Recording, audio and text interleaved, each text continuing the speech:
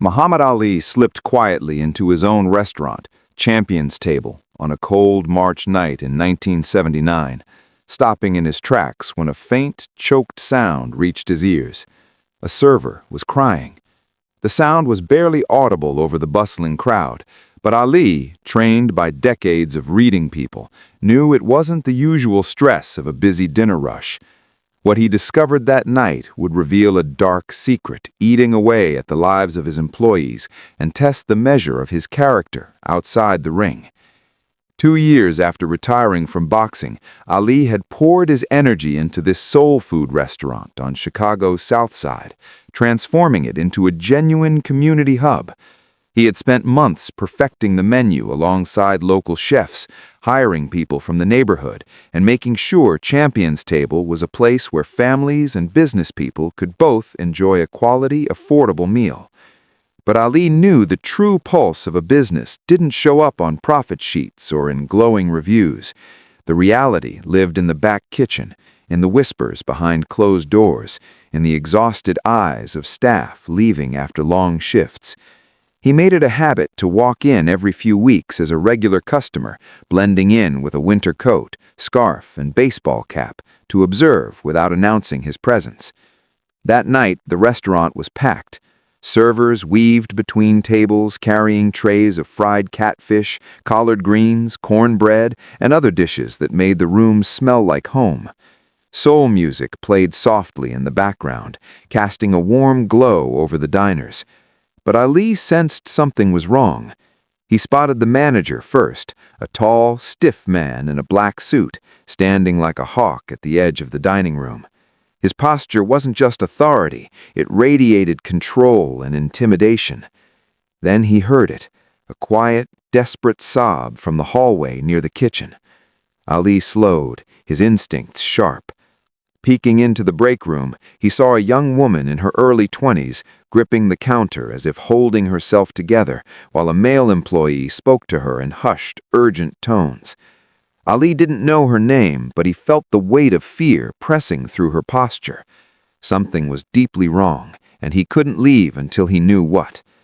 He took a seat near the hallway, observing while staying unnoticed. His own heart raced. This wasn't normal stress. Ali had grown up working hard, had known pressure and exploitation, but this was different. It was happening under his roof. He caught fragments of conversation. "You can't let him keep doing this," the young man said. "He doesn't own you." The woman's voice quivered. "What choice do I have? I'll lose this job. My son, he's only 6. Ali's hands clenched beneath the table. He wanted to intervene immediately, but he forced himself to remain calm, to listen, to assess. He wasn't the celebrity. He was just another person, silently observing. A server approached his table with a drink order, and he took a moment to order sweet tea, his mind still focused on the tension he'd sensed.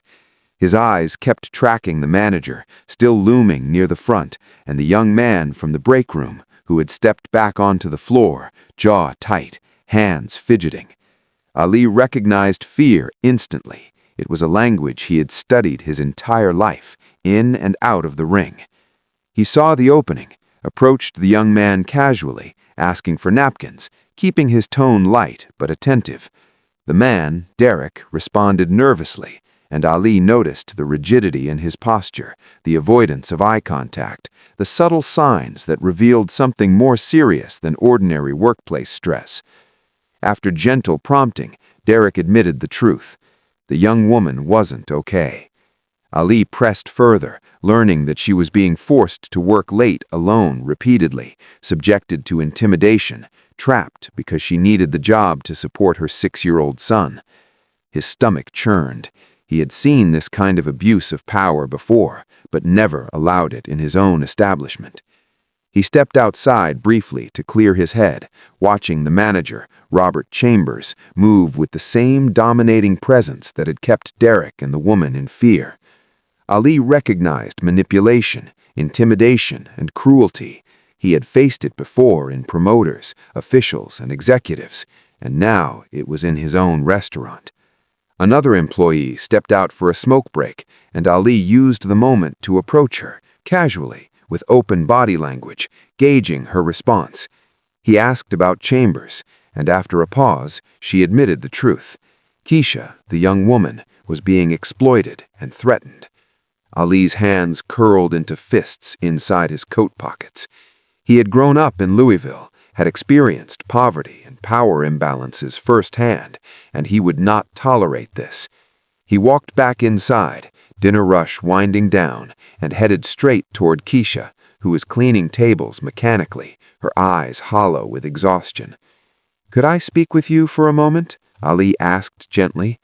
Keisha froze. "I don't know what you mean."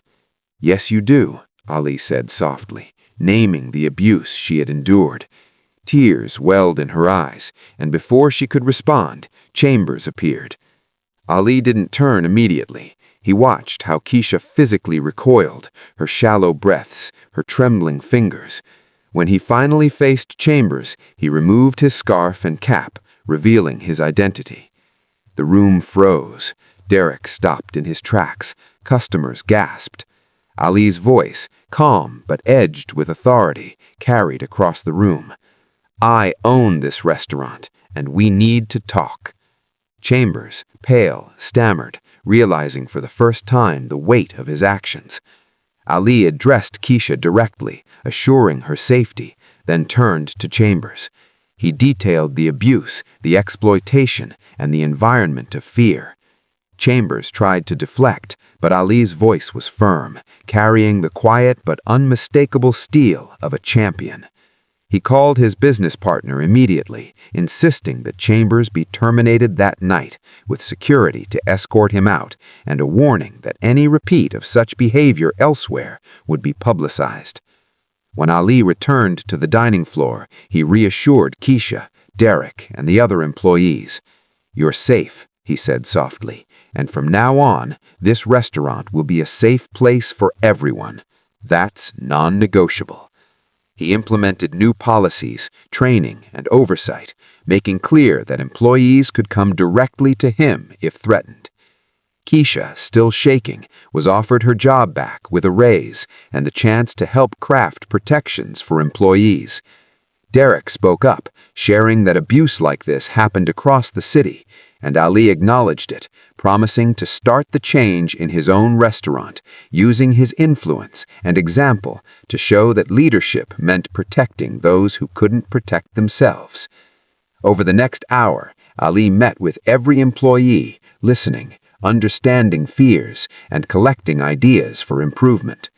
By midnight, the restaurant was quiet, and Keisha walked out with Derek and another co-worker, laughing lightly for the first time in months. Ali sat in his car, reflecting on power, responsibility, and the platform his life had given him.